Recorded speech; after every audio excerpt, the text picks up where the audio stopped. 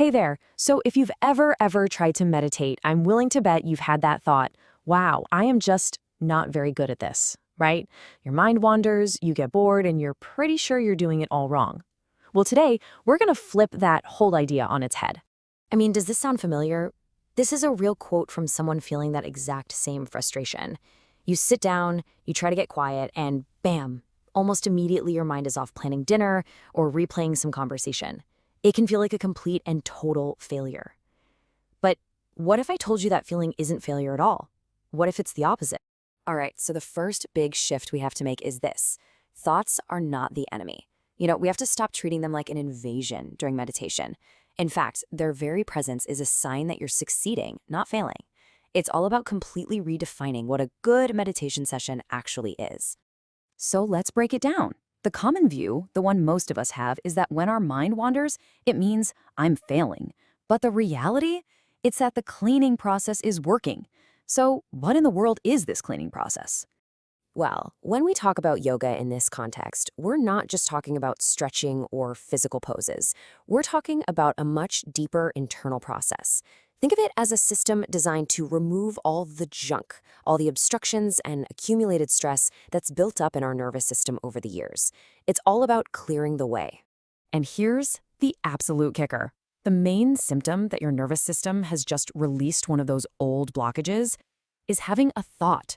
Seriously, that thought that bubbles up to the surface is the proof that the cleaning is happening. It's literally evidence of your progress. This leads us to a really powerful way to think about this whole thing. The real work of meditation, it's like you're digging for buried treasure. It's an active, sometimes messy job that leads to something unbelievably valuable. So this right here is what perfect meditation actually looks like. And guess what? It's got nothing to do with having a blank mind for 20 minutes. Nope. It's just this simple 4-step dance. First, you're just easily hanging out with the mantra. Then, step 2, you lose it. A thought comes up and you wander off. That's the cleaning happening, remember? Step 3 is that aha moment where you just notice, oh, hey, I've been thinking. And finally, step 4, you just gently, and I mean gently, no judgment, you just come back to the mantra. That's it. That's the whole game. That's the work. And you have to remember this quote. It's so important.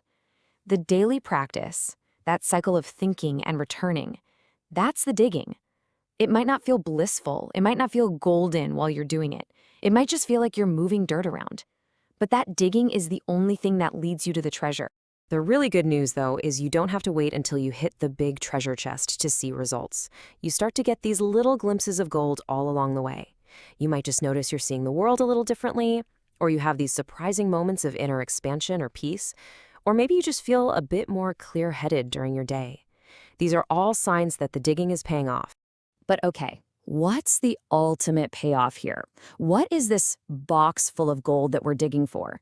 This is where the practice really goes from just being a stress relief tool to something truly profound. And here it is. This is the big reveal. The ultimate realization of this practice is that the treasure isn't something external that you go out and find. It's the discovery of what you have always been. You aren't digging for something outside of yourself.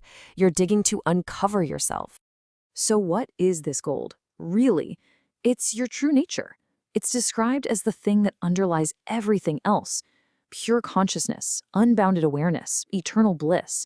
It's the very bedrock of your existence that this practice lets you experience firsthand. So, let's tie it all together. Those thoughts that you thought were distractions, they're not. They're just the dirt being wiped away.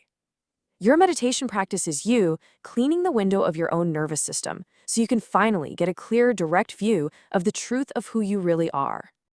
Now, knowing all this is one thing, but how do you actually stay motivated to keep digging day after day, especially on those days when it just feels kind of boring? Let's talk about some practical advice for the journey.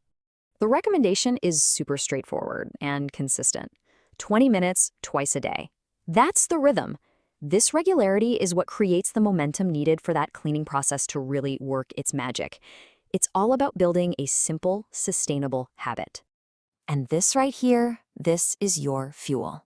What keeps you showing up to the cushion is that inner curiosity, that little flame of desire to know your own true nature. By fanning that fire, By reminding yourself of why you're doing this in the first place, you'll find the motivation to keep going. And finally, maybe the most powerful idea of all, the guru is in you. You don't need to look outside yourself for the answers. You don't need to find some external guide. The teacher, the wisdom, the whole shebang, it's already inside you. The practice is just about clearing away the noise so you can finally hear it. So the next time you sit down to meditate and your mind goes off on a tangent, just remember, you're not failing. You're digging. You're cleaning the window. And that really just leaves us with one final thought to ponder. What treasure lies waiting inside you?